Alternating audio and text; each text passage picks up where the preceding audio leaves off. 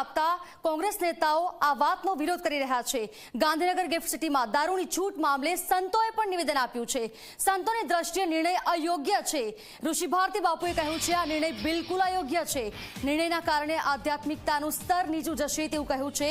દારૂથી કામચલાઉ રાહત મળે છે, આધ્યાત્મિકતાથી કાયમી રાહત મળે છે।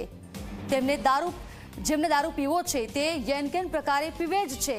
ઋષિ ભારતી બાપુએ નિવેદન આપ્યું છે। આ નિર્ણય અયોગ્ય ગણાવ્યો। સરકારની દ્રષ્ટિએ આ નિર્ણય યોગ્ય હશે, પરંતુ સંતોની દ્રષ્ટિએ આ નિર્ણય બિલકુલ યોગ્ય નથી તેવું કહ્યું છે।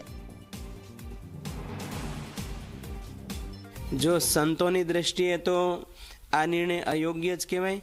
દારૂ દ્વારા તમે થાક દૂર કરી શકો, દુઃખ દૂર કરી શકો, પણ એ ટેમ્પરરી, અને મનને મારી શકો એ પણ ટેમ્પરરી, અને દેખાદેખીથી કોઈ દારૂ પીતા હોય તો એ પણ ટેમ્પરરી છે।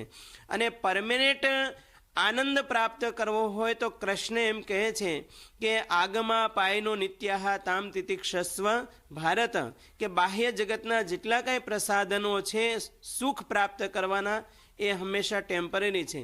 પરંતુ જો ખુદનો નશો કરે અને એમાં ખુદાને દ્વારા, જેમ ઉપનિષદમાં કીધું છે અંગુષ્ઠ માત્ર પુરુષો મધ્ય આત્મની તિષ્ઠતી, તો આ આધ્યાત્મિક લેવલ છે એ હંમેશા પરમેનેન્ટ દુઃખ દૂર કરવાનો ઉપાય અને શાશ્વત સુખની પ્રાપ્તિ કરવાનો ઉપાય રહ્યો છે। એટલે મારો વ્યક્તિગત અભિપ્રાય એવો રહે છે કે આ નિર્ણય એ અયોગ્ય છે। કદાચ ગુજરાત સરકારે વિશ્વના પરિપ્રેક્ષ્યમાં લઈને આ નિર્ણય લીધો હોય તો એના માટે સરાહનીય છે, પરંતુ અમારો વ્યક્તિગત અભિપ્રાય એવો છે કે આ નિર્ણય અયોગ્ય છે।